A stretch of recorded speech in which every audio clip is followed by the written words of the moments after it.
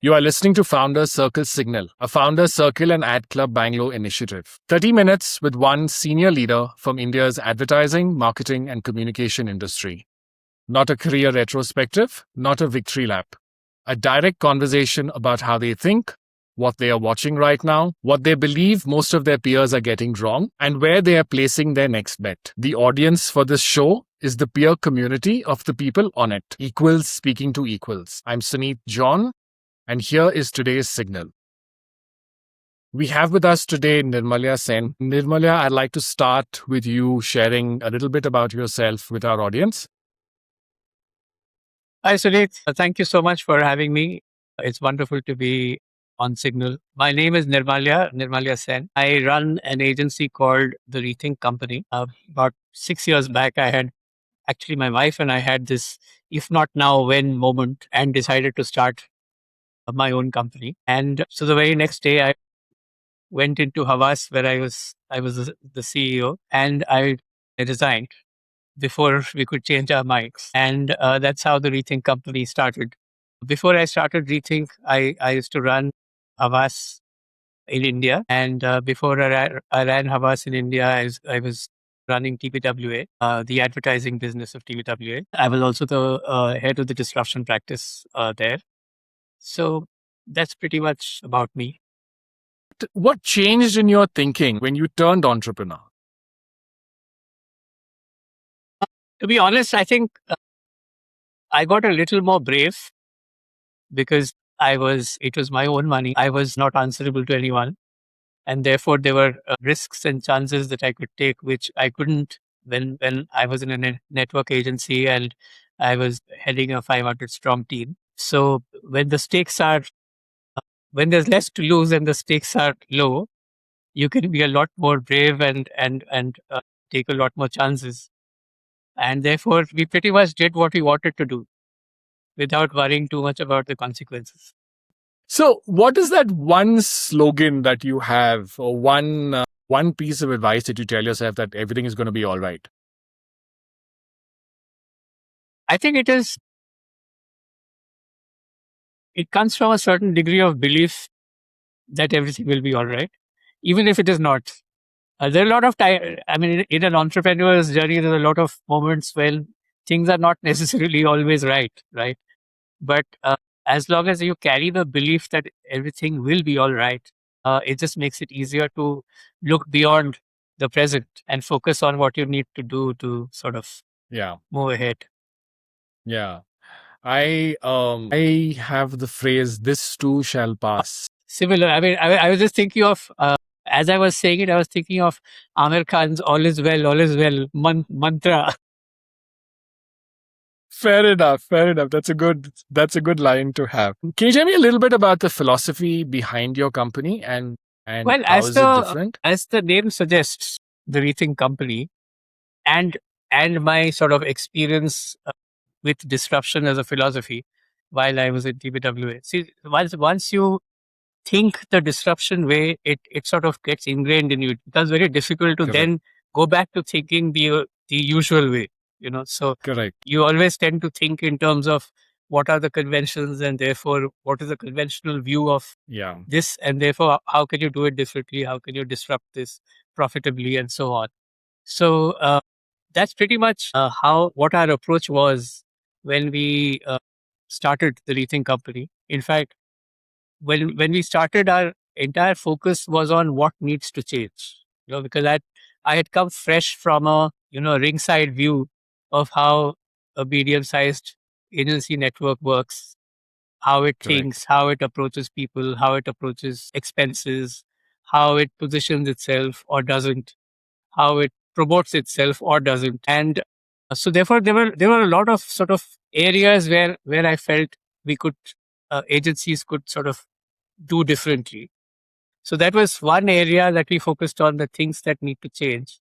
And then there were areas where sort of change was thrust upon us, and we had to react to change. For instance, we were pretty much a COVID baby, Right. and therefore we had to quickly sort of adapt to a whole new way of working, even before we had established any way of working. So, and then this whole entire AI wave sort of came in, and Correct. so the whole focus was on how do you need to sort of stay abreast with the change that is happening around you. So really, this focus was on what are the things that need to change, and therefore design a way of thinking or way of doing that is different, or addresses that the need to change.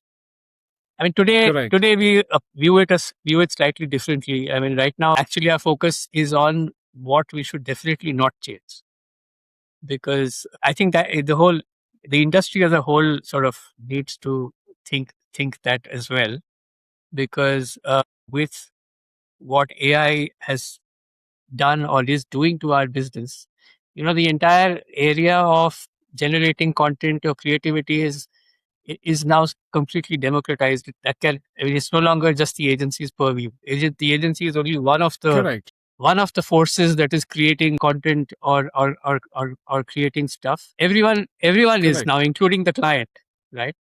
So Very true. yeah, so Very true. in going ahead, I think what will make the agency irreplaceable is two things. One is trust.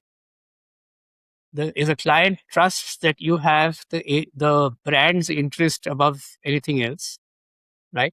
And the other is the fundamentals. They need to believe that you can bring focus back on the brand.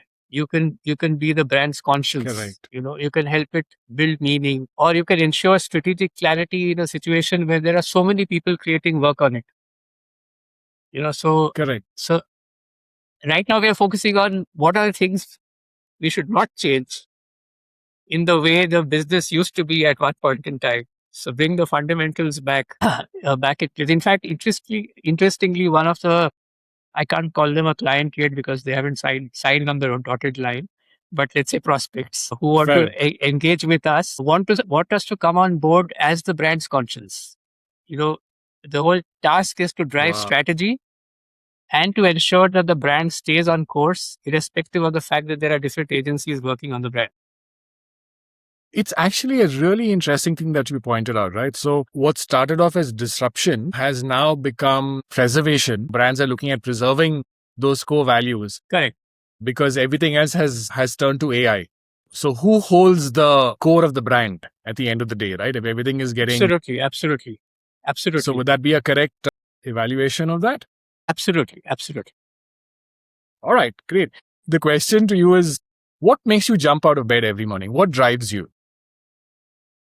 I think I'm one of those people who is sort of permanently infatuated by advertising. So if you're permanently infatuated, then you behave in a certain manner. It sort of goes beyond the realm of reason, and so everything that is new, there is this obsession to try and figure out, and even if you're not going to use it, Correct. but it's there's a desire to want to know at least what's happening. So Excellent. I think that's what keeps me going. Excellent. Talk me through the last decision where your instinct said one thing and the numbers said another. Which one did you follow and what happened? Okay, so when we started the Rethink company, I wasn't the only advertising person who was starting out on their own. Quite a few of my friends were turning their sort of individual reputations and experience into companies of their own, right? Some had been already around for a while by then. Yeah. So if you went by the numbers, they were all following the traditional model of building an agency. You know, uh, Beautiful offices that made them stand out and make a statement, or co-founders across all key disciplines, or Right. multifunctional teams. To be Correct.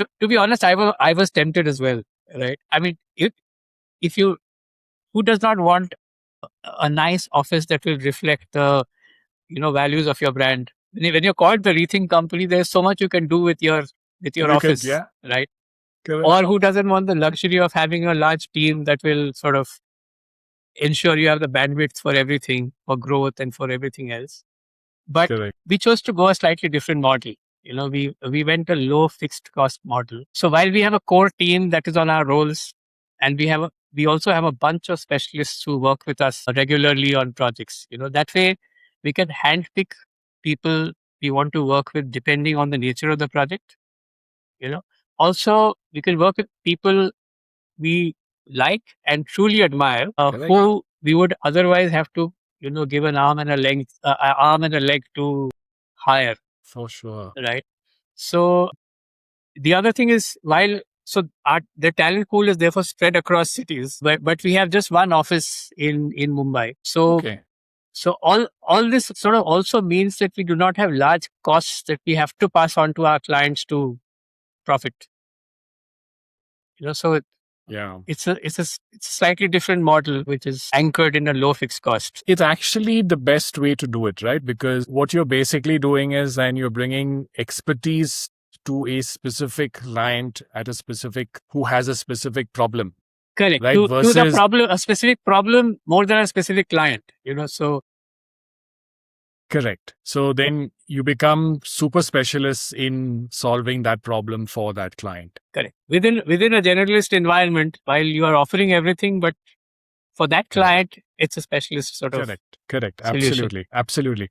Agency founders have a personal definition of good work that sometimes does not match what their pitch deck says. What is yours? Yeah, I was, as I was trying to sort of burst out saying, yeah, I find that a little difficult to understand, because if you can't be yourself at a pitch, when else will you be?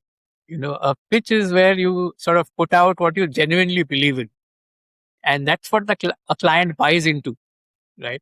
If you approach the pitch from the point of view of what you think the client wants to hear, then even if you win, you sort of land yourselves in a world of ongoing compromises and conflict, because you will have to continue to toe Correct. the line despite not necessarily believing that you're doing the right thing or doing your best, right? Correct. What's your point of view on the fact, mostly the fact that most pitches, the work created for a pitch by most agencies, very rarely see the light of day. Correct. Absolutely. In fact, that's one of the reasons we usually do not pitch.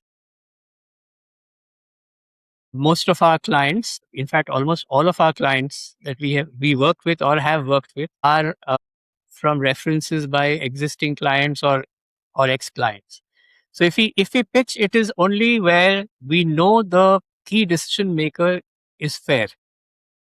So when when we pitched for Dr. Rutger Fun Foods, it was like a multi-agency pitch, but there was this gentleman called Devarshi Ganguly, who was the CMO, who had a reputation for being fair and being a true partner to the agency. So I said yes, we will pitch. I mean, we won the business, and after 6 years, we continue to still work with them. So we get into pitches only if we know for certain that the pitch will even be decided. A lot of pitches that are also never even decided. But to Yeah. respond to your question, in any situation where in a pitch there are between, let's say, 3 to 15 agencies participating, right? But there's one agency Correct. that wins, Correct. right? So that's the work that very senior people across so many agencies put in, a lot of time and effort into creating, into doing audits, into doing pitch decks, into creating the work, into chemistry meetings, and so on and so forth. Right? Imagine if they used all of that precious time in doing more work on existing clients, or on creating IPs, or Correct. creating new products. All of that time the industry is sort of losing. Correct. Very true. Very, very true. So I Very think we true. have become very comfortable being unpaid labor. Now, what's your take on getting clients to pay for a pitch? I think it's that's a wonderful thing to happen. But in all my years, I have had one pitch where the client paid agencies to participate. and that was a result of the nature of the client, right? He wrote an invite to all the agencies he was sort of asking to pitch, saying it's not in our culture to get work done for free, so we would like to pay you so much amount towards the pitch, right? But that's one client I have come across in so many years. I think if that has to happen, that has to happen at an industry level, because I can go and tell any client that I will pitch only if you pay me. He will say, okay, thank you so much. I've got 15 others who are willing to pitch. Correct. That's why you have LinkedIn. Exactly. That's the new business engine. All right, moving on. What business model do you reach for when a client wants you to do something you believe is wrong for them? This question reminds me of a very dear colleague we unfortunately lost to COVID. I mean, he went very early. His his name was Deepak Taneja. He was on my team while I was in Mudra, Delhi, and then he was later my client when he was the head of marketing for Nokia. So he used to tell his clients or our clients, who were being unreasonable, saying, "Look, my job is to continue to tell you what we believe is right. After that, if you still want to burn your money, I can burn it better and faster than anyone. So if you want me to burn your money, I'll do it. But our advice is please don't do it." So the thing is, clients don't just buy our recommendation; they buy the consequences of that Yes. decision. In a situation like this, I try and sense the degree of danger of doing the wrong thing. If it is truly harmful, then I will persist. But if it is really not, then I might just let it pass, because at the end of the day, every client sort of deserves the work they buy.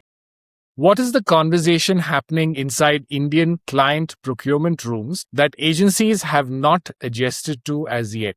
Having been in many frustrating negotiation meetings with procurement and losing pitches where we were told our strategy was the best or our work was the best, but we lost out on price. I cannot claim to have a very kind view of procurement managers, but it is also true that procurement did not destroy agency economics. That we did ourselves, right? That our agency economics was already broken because of the way we run our agencies, and because of our desperation to win, because you're willing to sort of undercut each other and so on. What procurement simply did was to notice that and do their job well. Their job their job as procurement managers is to get bring the cost down and bring the best talent on board for the least cost, right? Correct. I think what we should focus more on is what is the conversation that is probably happening inside procurement rooms right now, which is sort of more fundamental. I think it is what they're probably discussing is if they need an agency at all to do what marketing needs done. Because there is so much that an agency used to do that a lot of other people can do today. The question they probably ask themselves is, do they really need an agency? Which agency capability that your firm was hired for, say, 5 years ago, no longer earns the fee it used to? And what are you charging for instead? I think earlier, even 6 years back, information used to command a premium, but it no longer does. Clients hired agencies who could bring them knowledge, in terms of consumer trends, category audits, competitive audits, channel expertise. Today, a lot of that is accessible to everyone, right? So there Correct. stands to reason that they would not want to pay for it. So the premium, I think, has shifted from information to other eyes. One is interpretation, and the other is imagination. So it's about interpreting that information in a manner sort of that helps you imagine a bigger or a better sort of future for your brand. So I think that's where the premium is going to shift. Information is no longer Yeah. commanding any premium. Yeah. There's actually another way to look at this. There is, I forget who, there's someone who used to say this quite often, that, there's a difference between creativity and creative labor. So we have historically, as an industry, monetized labor, right? So Yes. hours, team structure, time Yes. sheets. No, but Yeah. labor is increasingly becoming easier to access and cheaper sort of every day. So the scarcity will be of original thinking, of what creativity really is, right? So clients will pay a premium for breakthrough ideas, for real creativity. What they will not be willing to pay for is, pay a premium just because a large team worked on it, which they used to Yeah. earlier.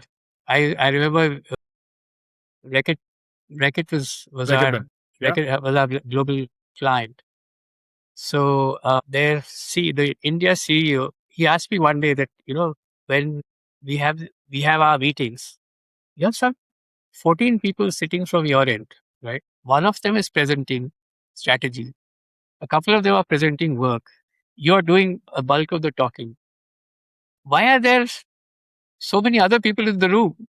So I told him, because you're paying for them. Because if they're not in the room tomorrow, you'll ask me, why am I paying for them? But that is changing. That is going to change, because they're not going to pay a premium just because a big team is working. What's your take on the expectations that clients have or brands have from their agencies, right? You needed 50 people to deliver 300 pieces of work. Today, it's not about output, right? Correct. It's increasingly becoming about outcomes. It is forcing agencies to commit the business goals, marketing objectives, and put their skin in that game, right? And it's your take on that shift. I mean, Outcomes to you're absolutely right. It is about, like I said, it is about imagining a future for the brand that is bigger, and not just sort of reacting to information available. So yes, if it is about imagining a bigger future for the brand, then we need to find, as an agency, as a business, we need to find a model of ensuring that that is what is remunerated. If they're not willing to pay for our time, then they need to be willing to pay for our imagination. what is the most widely held belief in the Indian agency business that you think is wrong? I think it's the feeling that growth comes from adding services, right? It goes back to the point we were discussing earlier about large sort of networks, right? There is traditionally, there's been a feeling that growth will come from adding services. I think the opposite is increasingly true. For quite some time now, agencies have sort of expanded relentlessly in terms of more capabilities, more vertical, more departments, more skill sets, more offerings, either through building them ground up or through acquisition. For two reasons. Correct. One, because in the short term, you feel they will add up to a bigger top line, Correct. right? However, we have seen enough examples of how in the long term it creates a whole lot of issues for Correct. networks. And two is because they assume clients want one-stop shops, right? I think the most successful firms will win going ahead because they stand for something very specific. They will be known for what they have chosen to do as much as what they have not chosen to do. So if you are an agency brand that has a very specific reason to exist, and a very specific role that you can play in the life of the clients and their brands, you're likely to be chosen much faster than a shop that provides everything. Everything. Because the the the former sort of brings specialized knowledge to the table. It is Yeah. leaner, it is cheaper compared to an agency that has sort of grown multiple Correct. skill sets and resources. Correct. It extends the point that do few things but do them really well Correct. versus do many things Correct. and do them Correct. satisfactorily. See, even mid-sized agencies, when they hit a sort of a lean patch, they look for new things to do. How do I add? What are the new ways I can generate revenue? And therefore, you sort of keep adding what you can do instead of Correct. focusing your Yeah. energies. Where is the industry spending money that it need not spend? Pitching. They're spending too much money pitching. Like I said, one agency wins and 12 others, but those 12 others have spent a lot of money trying to win that pitch. And if you multiply that with the number of pitches, that's a huge amount of money that could have been spent better. Yep. Yep. There was a point not too long ago, and I was in charge of pitching and finding business and finding new business. I was still part of a network, and we were doing one pitch every 5 days, pan India. The success rate is unreal. Correct. The burnout is insane. Absolutely. Yes, absolutely. Client retention rates are abysmally low because when your focus is divided between pitching and Work. building brands, then Yep. there's only that much time you can give to building brands. Describe a decision you made in the last 12 months that your peers would probably disagree with. I'm sorry to sound repetitive, but not in the last 12 months, in the last 60 months. We have decided not to pitch like your life depends on it. Which brings me to the flip side of that question, right? What would you stop doing tomorrow if you could that you have not stopped as yet? It's it's not just us, but I think the industry as a whole needs to do it. But because a lot of the marketing activity today exists because a process exists. A content calendar exists, or people exist who have to justify their existence, right? Not because an opportunity exists, or an insight exists, or a business problem exists, right? Correct. So if I could do, if it was one thing that I could sort of stop doing, it would be to waste a lot of the agency's efforts in creating and producing work that nobody will miss, even if it didn't exist, right? But our retainer covers all of it. So create and produce, we must. Where would you place your personal bet on the next 3 years that your agency's P&L does not reflect as yet? I think going ahead, the one thing we are sure of is our bet will be on creating a couple of specialist offerings, right? Where the value of experience and insights is very high, right? And for example, our first specialist agency is Sniff. We are in the process of launching it currently. It is going to be India's first specialist pet care agency. So, I mean, it is a category that has seen remarkable growth, and and is just the tip of the iceberg at this point. Pet care brands are sort of currently having to do with agencies that at best have some FMCG experience, right? Now, the decision involved in buying for human consumption and buying for the consumption of your pets is different in many, many ways, right? Yeah. And that's where sort of our expertise in pet and pet parent behavior that my co-founder in Sniff, Aarti, and her network of canine behaviorists and vets and allied services, coupled with our experience in brand building, is going to break. So that's one of the specialist offerings that we are building.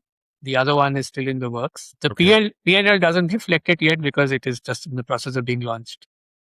What is the client need that does not exist yet, but you already see forming? I think, like I said earlier, it is in the realm of, and that's going to define the relationship between the agency and the client. as we go ahead, it will be in the realm of judgment rather than either information or sort of creativity and production. Because the possibilities Okay. now are endless, right? Of what you can do. There is no sort of Yes. boundary to what you can do, right? Correct. Or what a brand can do. And there is no limit to the number of people who can work with the brand and do it for them, right? Correct. So in a situation where there is so much possible, there is so much that one can do, the decision on or the judgment of what the brand must do and must not do becomes most important, right?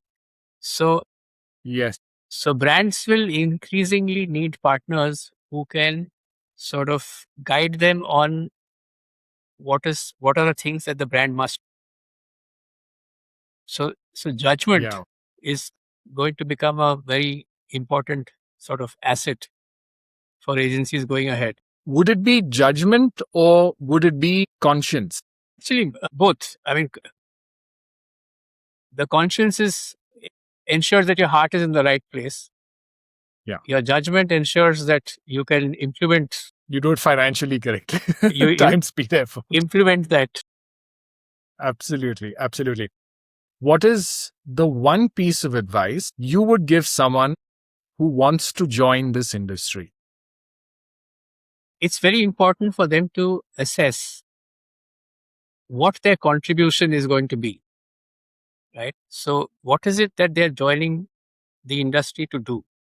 Because what a new entrant in our business used to do, say 6 years ago or 10 years ago, let's say if you were in account management and you were starting as an account manager or as an account executive, there are you had a list of responsibilities, right? Now all of that can be done by AI, right? None of that is, whether it's taking minutes or it is creating job lists or creating a mechanism to follow up on work and so on and so forth. The entire area of work management, everything can be done by a machine.